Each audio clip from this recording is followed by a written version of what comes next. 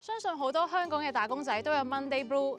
今日我就帶大家睇下動物保育部嘅同事點樣踢走 Monday Blue。Hello， 想問下你哋喺 Blue Monday 嘅時候會做啲咩令自己精神啲㗎？咁其實我行 shift 嘅，咁其實所以我唔使返星期一㗎。不過我都冇 Monday Blue 嘅，咁因為我每日可以接觸唔同嘅動物。阿樂你呢？咁其實照顧呢個受傷嘅野生動物啦，係我嘅使命。咁我就冇乜 Monday Blue 嘅個感覺㗎。咁 Melody 你有冇？咁其實我就每日都會好期待翻工去見到啲動物嘅，因為我好中意佢哋。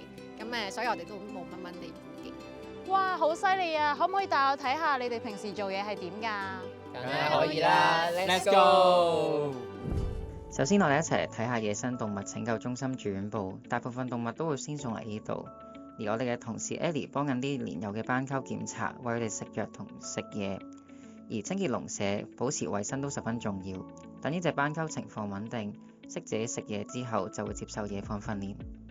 另一位同事 Hugo 就檢查緊受訓中嘅斑鳩，清潔籠舍同提供多元化嘅食物都係我哋每朝嘅必要程序。除咗日常工作之外，我哋都要為某啲個案做額外檢查。另一邊廂，一隻成功康復嘅鳳頭鷹準備野放啦，快啲跟住我哋嘅同事 Bibi 了解野放嘅實況啦。咁我哋今日咧就會喺度放一隻鳳頭鷹嘅，咁我哋估計佢係喺機場嗰邊咧就可能撞到一啲玻璃，咁就令到佢可能嗰下飛唔到啦，就跌咗喺地下。咁有好心人士都執到佢，就經漁護署送咗過嚟啦。我哋做咗一系列嘅檢查咧，都知道佢冇骨折啦，好好彩。咁就係可能有一啲寄生蟲嘅感染問題都醫翻好咗啦。喺啱啱呢一段時間，呢個 case 係一個好正面嘅一個結果啦。咁有陣時有啲 case 可能係個動物最後我哋係救唔翻佢，或者佢係有需要被安樂死嘅，咁但係我哋知道係一個為個動物福祉為考量嘅一個最好嘅決定。咁而家我哋就可以喺呢一度野放佢啦，咁就希望佢可以喺呢一度咧就自己飛翻去生活開嗰個地方啦。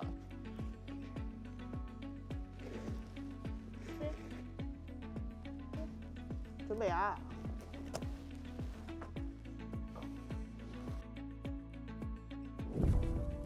除咗雀鳥之外，爬蟲類亦都係本地重點保護嘅物種。我哋嘅同事 Peter 正喺度檢查珍稀嘅大頭龜，記錄餵食嘅情況。同一時間 Hugo 亦去咗照顧輻射陸龜啦。我哋要準備食物、清潔、檢查同餵食。野生動物復育團隊另一項重要工作就係為野生動物提供放野外環境訓練，令佢哋具備生存技巧，提高野放後嘅生存率。大家可以跟住 Anson 睇下佢為年輕果子嚟搭建籠舍嘅情況。吊起棲木嗰陣，要考慮樹木嘅種類、重量、搖擺幅度及角度等，相當考驗護理員對動物習性嘅熟悉程度。我哋最大嘅挑戰就係要無微不至咁樣照顧動物，又要令佢哋獨立，唔依賴人類嘅幫助，確保佢哋可以喺野外生存。因此，我哋會埋藏對動物嘅感情。日常照顧會盡量避免直接接觸，以免佢哋將人類同埋食物產生連結。我哋都會用唔同嘅方法令佢哋熟習喺野外覓食。等我哋睇下 Rachel 點做啦。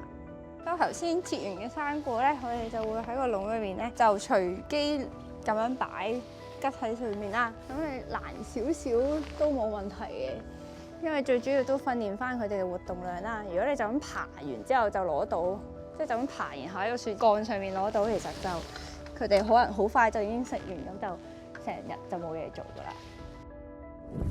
除此之外，我哋每日開會都會討論中心嘅日常運作同埋動物嘅康復進度。想問下你哋有啲咩嘢建議俾想加入你哋嘅朋友仔呢？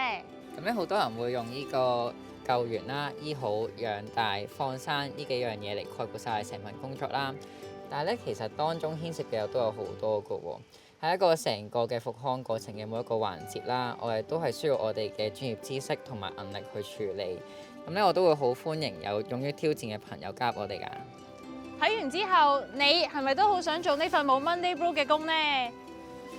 就算你唔係大學生，但係具備頭先提及過嘅條件，而又想幫到野生動物嘅話，就快啲去我哋嘅網站或者各大嘅招聘網站 search KFBG 申請加入啦！